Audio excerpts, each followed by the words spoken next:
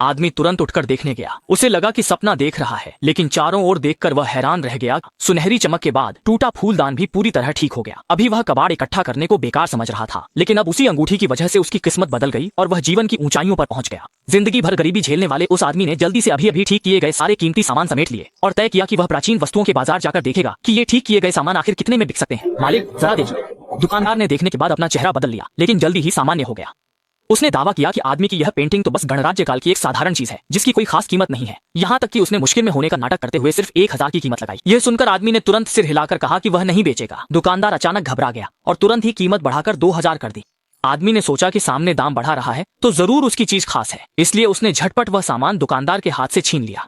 अब दुकानदार सच में घबरा गया और लगातार आदमी को कई दाम बताने लगा, लेकिन आदमी बिना पीछे देखे ही वहां से चला गया, क्योंकि आदमी जानता था कि उसकी यह पेंटिंग जरूर बहुत कीमती है। इसलिए उसने सोचा कि और पेंटिंग को देख लिया। चश्मा लगाए आदमी को डर था कि कहीं कोई और उससे पहले न खरीद ले, इसलिए उसने चुपचाप उस आदमी से कहा कि वह इस पेंटिंग के लिए 10 लाख देने को तैयार है। जैसे ही आदमी बेचने की तैयारी कर रहा था, तभी किसी ने कहा, मैं 1 मिलियन देता।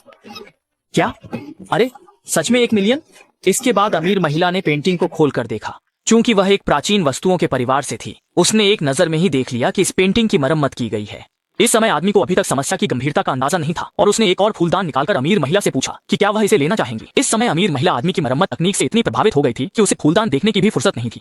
वह तुरंत पूछने लगी कि क्या यह चित्रकला आदमी ने ही मरम्मत की है। अब आदमी को समझ में आया कि सामने वाली को असल में यह प्राचीन वस्तु नहीं बल्कि उसकी मरम्मत की तकनीक पसंद आई है। आदमी से पुष्टि मिलने के बाद अमीर महिला ने सीधे ही 5 मिलियन की वार्षिक सैलरी का प्रस्ताव दे दिया। 5 मिलियन? क्या आप सुनिश्चित हैं? हाँ सुनिश्चित।